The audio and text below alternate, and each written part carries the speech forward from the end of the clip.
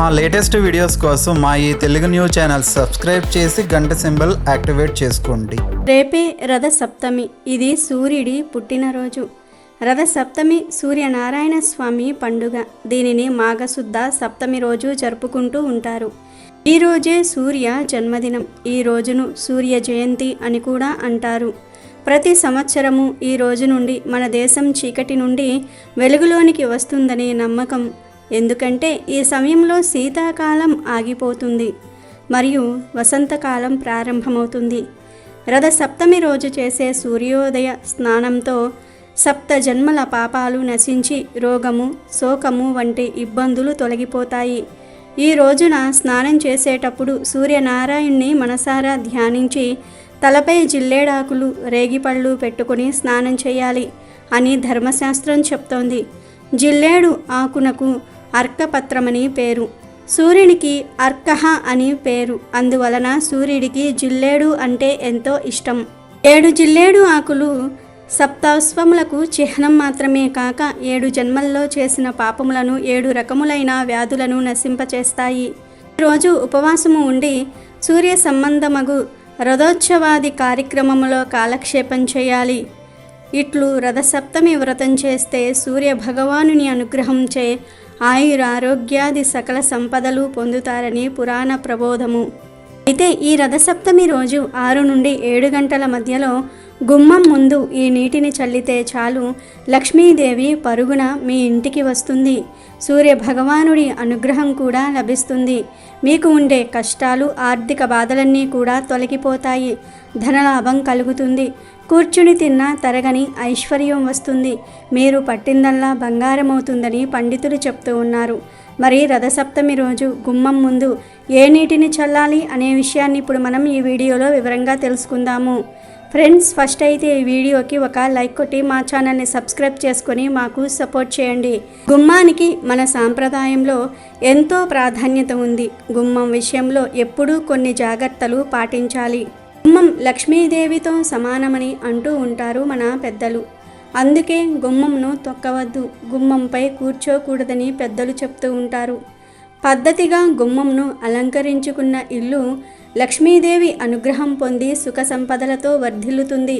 పట్టణాలలో, అపార్ట్మెంట్ల సంస్కృతిలో ప్రధాన గుమ్మానికి తప్ప ఎక్కడా ఇతర గదులకు గుమ్మాలే సరిగ్గా కనబడవు.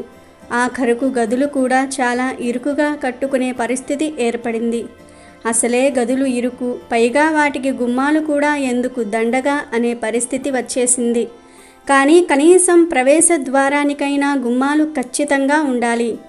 ఏ గృహానికైనా గుమ్మాలు తప్పనిసరి. పల్లెటూర్లలో నిర్మించుకునే గృహాలను ఒక్కసారి గుర్తు చేసుకుంటే ఇంటి సింహద్వారం ఒక్కటే కాదు, ఆ ఇంటిలోని ఏ గదికైనా గుమ్మాలు ఉంటాయి. గుమ్మం ఇంటికి శ్రీరామ రక్ష. అందుకనే గుమ్మానికి పసుపు కుంకుమలతో అలంకరించమని మన పెద్దలు చెప్పారు.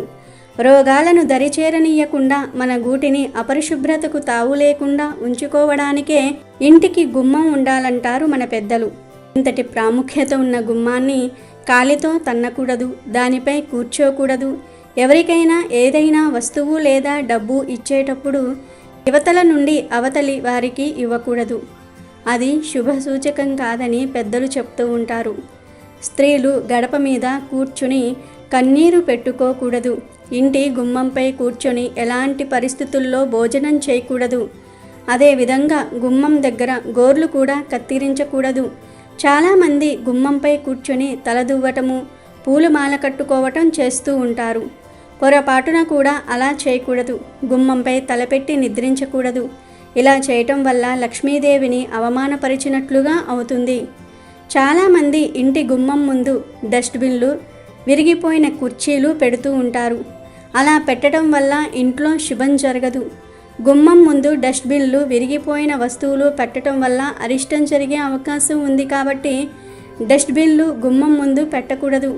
చాలామంది ఇంటిలోకి ప్రవేశించే ముందు గుమ్మం దగ్గర చెప్పులు వదిలి వెళ్తూ ఉంటారు. ఇలా గుమ్మం దగ్గర చెప్పులు వదిలి వెళ్తే ఇంట్లో నుంచి లక్ష్మీదేవి వెళ్ళిపోతుంది. మెయిన్ డోర్ గుమ్మం పైన మనీ ప్లాంట్ మొక్కను పెంచకూడదు. లక్ష్మీ కటాక్షం తగ్గిపోతుంది. గుమ్మం లక్ష్మీ స్వరూపం గనుక గుమ్మం దగ్గర ఈ తప్పులు చేయకుండా అందరూ జాగ్రత్తగా ఉండండి. ఇక ప్రత్యేకించి రథసప్తమి రోజు గుమ్మం ముందు ఈ నీటిని చల్లితే చాలు లక్ష్మీదేవి అనుగ్రహంతో కూర్చుని తిన్నా తరగని ఐశ్వర్యం వస్తుందని పెద్దలు చెప్తూ ఉన్నారు.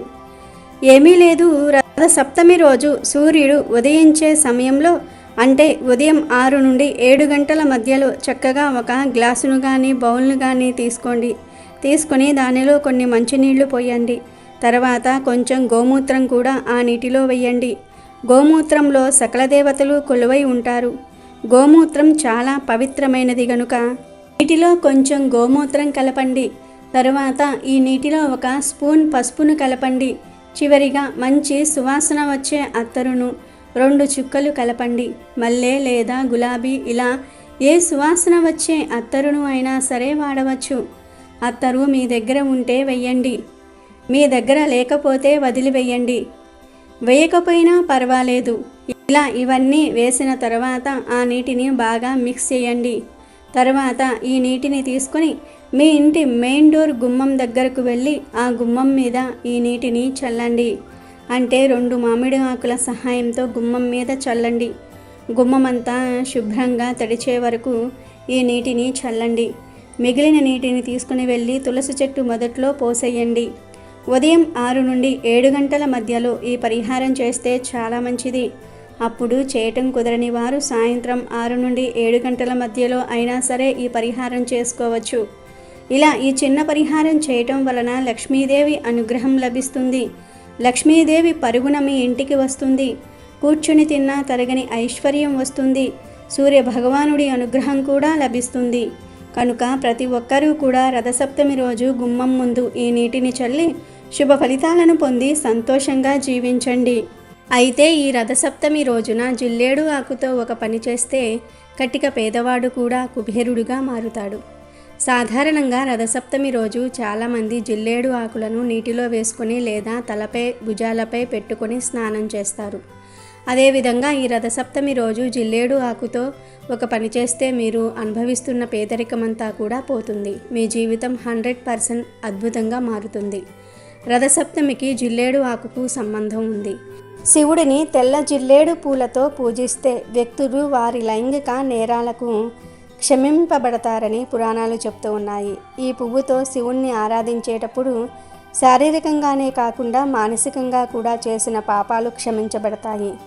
తెల్ల జిల్లేడును శ్వేతార్ఘం అంటారు.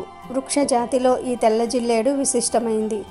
జిల్లేడులో 2 రకాలు ఉంటాయి. వంగ పువ్వు రంగు పూలు పూసే జిల్లేడు ఒకటి, తెల్ల పూల జిల్లేడు మరి ఒకటి. ఇది హేరంబ గణపతికి ప్రతీక. ఈ తెల్ల జిల్లేడును దొరికించుకుంటే మహాశివుడు విఘ్నాధిపతుల దయ మన మీద ప్రసరిస్తుందట. తెల్ల జిల్లేడు వేళ్ల మీద గణపతి నివసిస్తాడు. ఈ వేళ్ళు కొన్నిసార్లు ఆకృతిలో సైతం గణేశుని పోలి ఉంటాయి. అందుకే చాలామంది తెల్ల జిల్లేడును పరమ పవిత్రంగా భావించి తులసి మొక్కల ఇంట్లో నాటుతారు. ఈ మొక్క కనుక ఉంటే ధనధాన్యాలు పుష్కలంగా లభిస్తాయి. ఆలోచనల్లో పరిపక్వత వస్తుందని, ఎవరైనా హాని తలపెట్టినా అలాంటివి దుష్ప్రభావం చూపకుండా వారి ప్రయోగాలు నశిస్తాయని ప్రతీతి. ఇళ్లల్లో జిల్లేడు మొక్కలు ఉండకూడదు అనేది ఒక అపోహ మాత్రమే. నిజానికి శ్వేతార్ఘం లేదా తెల్ల జిల్లేడు మొక్క ఇంట్లో ఉంటే ఇక వారికి దారిద్ర్యం అంటే ఏమిటో తెలియదు. జిల్లేడు మొక్కలు అధికంగా ఉన్న ఊళ్ళో పంటలు కూడా బాగా పండుతాయంటారు. ఒక్క మాటలో చెప్పాలంటే జిల్లేడు సిరి సంపదలకు చిహ్నం అని నమ్ముతూ ఉంటారు. జిల్లేడు ఆకులతో సూర్య పూజ చేసిన వారికి విశిష్ట ఫలితాలు దక్కుతాయి. ఎంతో విశిష్టత ఉన్న జిల్లేడు చెట్టు ఆకులతో రథసప్తమి రోజు ఏం చేయాలో ఈ వీడియోలో వివరంగా తెలుసుకుందాం. అంతకన్నా ముందు మా వీడియో నచ్చితే లైక్ చేసి షేర్ చేయండి. అలాగే మా ఛానల్ని కూడా సబ్స్క్రైబ్ చేసుకొని మాకు సపోర్ట్ చేయండి. కంటికి కనిపించే ప్రత్యక్ష దైవం ఎవరైనా ఉన్నారు అంటే అందులో తొలి స్థానం సూర్య భగవానుడికే దక్కుతుంది. అందుకే ఆయన్ను ప్రత్యక్ష నారాయణుడు అని సంబోధిస్తూ ఉంటారు. హిందూ పురాణాలు పంచాంగం ప్రకారం మాఘమాసంలోని శుద్ధ సప్తమి నాడు 1000 కిరణాలు గల సూర్యభగవానుడు జన్మించాడని, ఆ రోజునే సూర్యుడు పుట్టిన తిథిగా భావించారు. అందుకే ఆ రోజు రథసప్తమిగా భారతీయులంతా భావిస్తారు. సకల జీవకోటి రాసులందరికీ వెలుగుని ప్రసాదించే సూర్యుడు రథాన్ని ఎక్కి తన దిశానిర్దేశాన్ని మార్చుకునే రోజు కూడా ఈ రోజేనని నమ్ముతూ ఉంటారు. రథసప్తమి ముందు రోజు రాత్రి ఉపవాసం ఉండి తర్వాత రోజు ఉదయం అనగా సూర్యోదయానికి ముందుగానే స్నానం చేయాలి. రథసప్తమి రోజున సూర్యోదయానికి ముందు తలస్నానం చేయాలి. అలా చేయడానికి ముందు మగవారు 7 జిల్లేడు ఆకులు, మహిళలు 7 చిక్కుడు ఆకులు తల భుజాలపై ఉంచుకొని ఈ మంత్రాన్ని చదువుతూ స్నానం చేయాలి. సప్త సప్త మహాసప్త సప్త ద్వీప వసుంధర సంపర్క రమాధార సప్తమి రథసప్తమి. ఈ శ్లోకాన్ని పఠిస్తూ తలస్నానం చేయాలి. ఈరోజు సూర్యుని ముందు కొత్త గిన్నెలో పాలు పొంగించటం చేస్తారు. అలా చేస్తే ఆ ఇంట సంతోషము, సౌభాగ్యము, ఐశ్వర్యము పొంగి పొర్లుతాయని నమ్ముతూ ఉంటారు. ఈరోజు సూర్యుని ఎదురుగా పాయసాన్ని చేసి చిక్కుడు ఆకులలో నివేదన చేస్తారు. ఎర్రని పువ్వులు, ఎర్రని అక్షింతలు, ఎర్ర చందనంతో పూజ చేస్తే ఆయురారోగ్యాలు, సంతానము కలుగుతుందని ప్రతీతి. అయితే ఈ రథసప్తమి రోజు సూర్య భగవానుణ్ణి పూజించే సమయంలో జిల్లేడు ఆకుతో ఒక పరిహారం చేయాలి. మన శాస్త్రాలలో జిల్లేడు చెట్టుకు చాలా ప్రత్యేకత ఉంది. ముఖ్యంగా ఈ రథసప్తమి రోజు సూర్య భగవానుడికి జిల్లేడు ఆకులను సమర్పించాలి. జిల్లేడు ఆకుపై నైవేద్యం పెట్టాలి. మీ పూజ గదిలో సూర్యభగవానుడి పటం లేకపోయినా పర్వాలేదు. మీ ఇంటి బయట లేదా డాబా పైన జిల్లేడు ఆకుపై సూర్యభగవానుడికి నైవేద్యం పెట్టండి. ఈ రథసప్తమి రోజు మీ పూజా గదిలో జిల్లేడు ఆకుపై ఖచ్చితంగా దీపం వెలిగించాలి. మీరు స్నానం చేశాక ఒక మంచి జిల్లేడు ఆకును తెచ్చుకోండి. ఆ ఆకును కడిగి మీ పూజ గదిలో ఇష్టదైవం ముందు పెట్టండి. ఆ ఆకుపై పసుపు, కుంకుమ వెయ్యాలి. కొన్ని గోధుమలను కూడా ఆ ఆకుపై వేయండి. జిల్లేడు ఆకుపై గోధుమలను వేసి ఉంచుకోవాలి. ఇప్పుడు ఒక ప్రమిదను తీసుకోండి. దానికి గంధము, కుంకుమతో బొట్లు పెట్టి ఆవు నెయ్యి వేసి విడివిడిగా 2 వత్తులు వేయండి. ఇప్పుడు ఆ ప్రమిదను గోధుమలు వేసిన జిల్లేడు ఆకుపై పెట్టి ఏక వత్తితో దీపం వెలిగించండి. ఆ తర్వాత మీ సంకల్పం చెప్పుకోండి.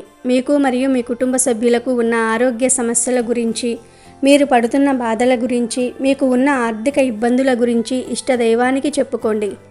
ఆ తర్వాత ఆ దీపానికి పువ్వులను సమర్పించండి. కుదిరితే జిల్లేడు పువ్వులను సమర్పించండి. ఈ రథసప్తమి రోజు మీ పూజ గదిలో ఉన్న దేవుడి పటాలను జిల్లేడు పూలతో అలంకరించండి. ఈ రథసప్తమి రోజు జిల్లేడు ఆకుపై దీపం పెట్టడం వల్ల మీకు ఉన్న సకల దరిద్రాలు పోతాయి. జన్మల పాపాలు, దుఃఖాలు తొలగిపోతాయి. ఇలా రథసప్తమి రోజు చేయటం వల్ల సూర్యభగవానుడి అనుగ్రహం కలుగుతుంది. మంచి ఆరోగ్యము, మంచి సంపద కలుగుతుంది. జిల్లేడు ఆకుపై గోధుమలు పోసి దానిపై దీపం పెట్టడం వల్ల గ్రహ దోషాలు, ఈతి బాధలు కూడా తొలగిపోతాయి. మీకు తరతరాలకు తిన్నా తరగని ఆస్తి వస్తుంది. రథసప్తమి రోజు సూర్యభగవానుణ్ణి నిష్ఠగా పూజించి ఇలా ఈ ఆకుపై దీపం పెడితే ఖచ్చితంగా మీ జీవితం మారుతుంది. మీ కష్టాలన్నీ కూడా దూరమవుతాయి. కనుక రథసప్తమి రోజు మర్చిపోకుండా జిల్లేడు ఆకుతో ఈ చిన్న పని చేసి మీకు ఉన్న దరిద్రాన్ని తొలగించుకోండి. ఆరోగ్యపరంగా, ఆర్థిక పరంగా వృద్ధి చెందండి. రథసప్తమి నాడు సూర్య భగవానుణ్ణి విశేషంగా పూజించాలి. సూర్యుడిని పూజించటం వల్ల జ్ఞానం సిద్ధిస్తుందని కృష్ణ యజుర్వేదం కూడా వివరిస్తుంది. ఆదిత్య రూపంలో వాతపిత్త రోగాల్ని, సవితృ రూపంలో సర్వశస్త్ర బాధల్ని, ఉష్ణ రూపంలో సుఖ ప్రసవాన్ని ఇస్తాడని కూడా పురాణాలు ఘోషిస్తూ ఉన్నాయి. సూర్య నమస్కారాల గురించి పురాణాలలోనూ ప్రస్తావన ఉంది. యోగాసనం, ప్రాణాయామం, మంత్రం, చక్ర ధ్యానంతో చేసే సంపూర్ణ సాధనే సూర్య నమస్కారాలు. వీటిని బ్రహ్మ ముహూర్తం అంటే వేకువజామున చేస్తే మంచి ఫలితం ఉంటుందట. సూర్యుడు ప్రభావాన్ని తెలిపే ఒక పురాణ కథ కూడా ఉంది. శ్రీకృష్ణుణ్ణి కుమారుడైన శాంభుడు కుష్టి వ్యాధి బారిన పడినప్పుడు 12 శ్లోకాలతో సూర్యుడిని ఆరాధించటంతో అతడి వ్యాధి నయమైందట. అలాగే ద్వాపరయుగంలో సత్రాజిత్ అనే రాజు సూర్యభగవానుని ఆరాధించి సమంతకమణిని వరంగా పొందాడు. అనారోగ్యంతో బాధపడేవారు అరుణ పారాయణం చేసిన, అరుణ హోమం చేయించిన, అరసవెల్లి సూర్యనారాయణ స్వామిని దర్శించిన, కర్నూలు జిల్లా నంద్యాలకు సమీపంలోని సూర్య నందీశ్వర స్వామిని రథసప్తమి రోజున దర్శించిన సంపూర్ణ ఆరోగ్యం సిద్ధిస్తుందట. కాబట్టి ఆరోగ్య ప్రదాత, ఐశ్వర్యదాత, అందరికీ ఆదర్శమూర్తి అయిన ఆ ఉదయభానుణ్ణి భక్తితో పూజించాలి. రథసప్తమి రోజు నుంచే సూర్యుడు తన దిశానిర్దేశాలను మార్చుకుంటాడు. అలాగే రథసప్తమికి చిక్కుడుకాయలతో రథం తయారు చేస్తారు. 7 చిక్కుడుకాయలతో చీపురు పుల్లలతో రథం చేస్తారు. ఈ రథం మీదకు సూర్యుడిని పిలుస్తూ ఉంటారు. చిక్కుడు ఆకుల్లోనే ప్రసాదం పెట్టి నివేదన చేస్తారు. చిక్కుడు ఆకుల్లోనే ప్రసాదం తింటారు. పూర్వం రోజుల్లో అయితే చిక్కుడు పాదు కిందే సూర్యకిరణాలు పడే చోట పొయ్యి పెట్టుకుని ప్రసాదం చేసేవారు. ఈ అవకాశం ఉంటే చేసుకోవచ్చు, లేదంటే సూర్యకిరణాలు పడే చోట చేసుకున్నా మంచిదే. ఏదీ కుదరకపోతే ఇంట్లో స్టవ్ మీద చేసుకున్నా సరిపోతుంది. వండే ఆహారానికి ఎండ తగిలితే వచ్చే ఆరోగ్యం వేరు. దీనిని ఓపెన్ కుకింగ్ అంటారు. పూర్వం ఓపెన్ కుకింగ్ ప్రచారంలో ఉండేది కాబట్టి రథ సప్తమి రోజు కుదిరితే ఎండ పడే చోట పాయసాన్నం తయారు చేసుకోండి. అప్పుడు ఆ పాయసం మరింత అమృతతుల్యం అవుతుంది. ముందు పాలు పొంగుతున్న పాలల్లో బియ్యాన్ని వేయాలి. కడిగిన బియ్యం పక్కన పెట్టుకుని ఆ బియ్యాన్ని 3 సార్లు వేసేవారు కొంతమంది. బియ్యాన్ని కడగకుండా నెయ్యి రాసి వేసేవారు ఇంకొంతమంది. ఎవరి అలవాటును బట్టి వారు పాయసం చేసుకుంటూ ఉంటారు. పొంగిన పాలను సూర్యనారాయణమూర్తికి చూపించి నమస్కారం చేసుకుని బియ్యం వెయ్యాలి. ఇందులో కిస్మిస్లు, జీడిపప్పు ఏమీ వెయ్యకూడదు. పాలతో బియ్యాన్ని ఉడికించి ఆ పాల పాయసాన్ని సూర్యుడికి సమర్పించాలి. చక్కగా ఎక్కడైనా సరే అలికి ముగ్గు వేసి కుంపటి ఏర్పాటు చేసుకుని పాయసం వండాలి. పక్కనే పద్మాల ముగ్గు వేసి చిక్కుడుకాయ రథం ఉంచి అందులోనికి సూర్యనారాయణమూర్తిని ఆవాహన చేసి ప్రసాదాన్ని పెట్టాలి.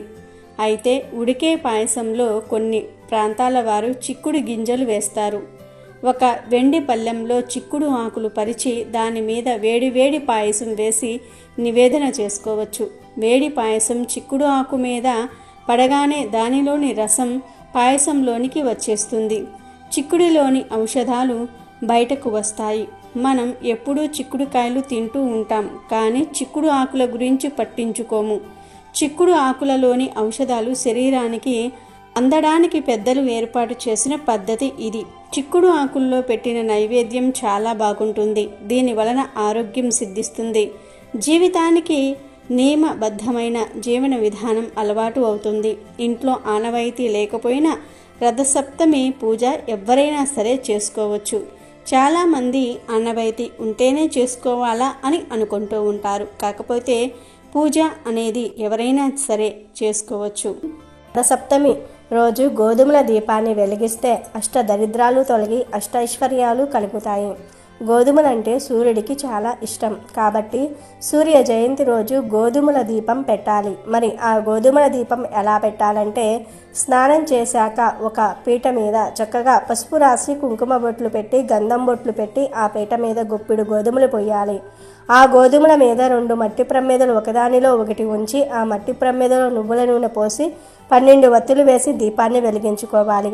12 అంటే ద్వాదశ ఆదిత్యులకు సంకేతం. 12 రూపాలలో సూర్యుడు ప్రకాశిస్తూ ఉంటాడని పురాణాల్లో చెప్పారు. సూర్యుడికి 12 పేర్లు ఉన్నాయి. అందుకే 12 వత్తులు వేసి దీపాన్ని వెలిగించాలి. ఇలా పీటను చక్కగా అలంకరించి గోధుమలు పోసి ఆ గోధుమల మీద ప్రమిదలు ఉంచి నువ్వుల నూనె పోసి 12 వత్తులు వేసి గోధుమల దీపాన్ని వెలిగించినట్లయితే అష్టదరిద్రాలు తొలగిపోయి అష్టైశ్వర్యాలను సిద్ధింపచేసుకోవచ్చు. అలాగే రథసప్తమి సందర్భంగా 2 వస్తువులు దానం చేస్తే నవగ్రహ దోషాలన్నీ కూడా తొలగిపోతాయి. నవగ్రహాల అనుగ్రహం సులభంగా కలుగుతుంది. ఆ 2 వస్తువులు ఏమిటంటే, మొదటిది గొడుగు, రెండవది పాదరక్షకులు అంటే చెప్పులు, గొడుగు. ఈ 2 దానం చేస్తే మంచిది. ఈ 2 దానం చేయలేని వారు వీటిల్లో ఒక్కదాన్ని అయినా సరే దానం చేశారంటే విశేషంగా అదృష్టం కలిసి వస్తుంది. దగ్గరలో నది ఉన్నవారు ఎవరైనా సరే రథసప్తమి సందర్భంగా ప్రమిదలో దీపాన్ని వెలిగించి ఉదయం పూట ఆ దీపాన్ని తల మీద ఉంచుకొని నదికి వెళ్ళి ఆ నదిలో దీపాన్ని విడిచిపెట్టేయండి. మీ ఇంట్లో సభ్యులందరికీ కూడా జాతక దోషాలు తొలగిపోతాయి. మీకు ఉన్న సమస్త దరిద్రాలు తొలగిపోతాయి. కుటుంబానికి ఉన్న నరఘోష, నరపీడ, దృష్టిదోషం వాటన్నిటి నుండి కూడా సులభంగా బయటపడవచ్చు. రథసప్తమి సందర్భంగా సూర్యుడికి సంబంధించిన మంత్రాలు జపిస్తే సూర్యనారాయణమూర్తి అనుగ్రహంతో సకల శుభాలు కలుగుతాయి. కోనార్క్లోని సూర్య దేవాలయంలో, అరసవల్లిలోని సూర్య దేవాలయంలో రథసప్తమిని పురస్కరించుకొని మహావైభవపేతమైన ఉత్సవం జరుగుతుంది. కోనార్క్లో జరిగే ఈ రథోత్సవాన్ని చూడడానికి దేశ నలుమూలల నుండి భక్తులు తండోపతండాలుగా వస్తారు. ప్రతిరోజు సూర్య నమస్కారాలు చేయటం మంచిది. రథసప్తమి నాడు చేస్తే మరీ మంచిది. ఈరోజు ఆవు నేతితో దీపం వెలిగించి సూర్య భగవానుడికి నమస్కరించుకుంటూ నది లేదా చెరువుల్లో వదిలితే మంచిది. సూర్యుడిని ఎర్రటి పూలతో పూజించటం శ్రేష్టం. రవితేజునికి రేగిపళ్ళు ఇష్టం కనుక ఈరోజు రేగిపళ్లను పరమాన్నాన్ని ఆతిథ్యునికి నైవేద్యంగా సమర్పించాలి. ఇతర మాసంలోని సప్తమి తిథుల కన్నా మాఘమాసంలోని సప్తమి తిథి చాలా విశిష్టమైనది. ఎందుకంటే స్వామివారి నిజరూప దర్శనం కలిగేది రథసప్తమి రోజే.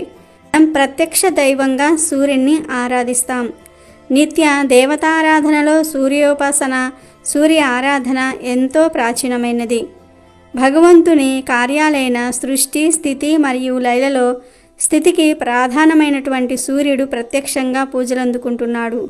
సూర్యుడు వర్షాన్నిస్తాడు, శరీరానికి కాంతినిస్తాడు, ప్రపంచాన్ని చూడగల కంటికి వెలుగునిచ్చి అన్నిటినీ చూసే శక్తినిస్తాడు. ఎండ ద్వారా తడిని పోగొట్టి అక్కడ పుట్టే వివిధ క్రిమికీటకాల ద్వారా వ్యాధులు రానికుండా రక్షిస్తాడు. సూర్యుడు ఆరోగ్య ప్రదాత. ఆజ్యమిస్తే చాలు అష్ట ఐశ్వర్యాలను ప్రసాదిస్తాడు. ఉత్తరాయణ పుణ్యకాలంలో సూర్యుని గమనం దక్షిణ దిశము నుండి ఇతర దిశకు మారే పర్వదినమే రథసప్తమి. రథసప్తమి నాటి బ్రహ్మ ముహూర్తంలో ప్రముఖ నక్షత్రాలన్నీ రథాకారంలో అమరి ఉండి సూర్య రథాన్ని తలపిస్తాయని ప్రతీతి. ఈ రోజు నుండి సూర్యుడికి భూమి దగ్గరవటం ప్రారంభిస్తుంది. భానుడి శక్తి భూమికి పుష్కలంగా లభించటం మొదలవుతుంది. సూర్య ఆరాధన వలన విజ్ఞానము, సద్గుణం, వర్చస్సు, మనోబలం, ఆయుష్, దానం, సత్సంతానం, శారీరక బలం కలగటమే కాక సర్వ పాపాలు తొలగిపోతాయి. వాత, పిత్త, క్షయ, కుష్టి వంటి వ్యాధులకు సైతం విముక్తి లభిస్తుందని వేదోక్తి. అమెజాన్లో బెస్ట్ డిస్కౌంట్స్ కోసం వీడియో డిస్క్రిప్షన్లో లింకు ఉంది, చూడండి. అలాగే మా టెలిగ్రామ్ ఛానల్ సబ్స్క్రైబ్ చేసుకోండి.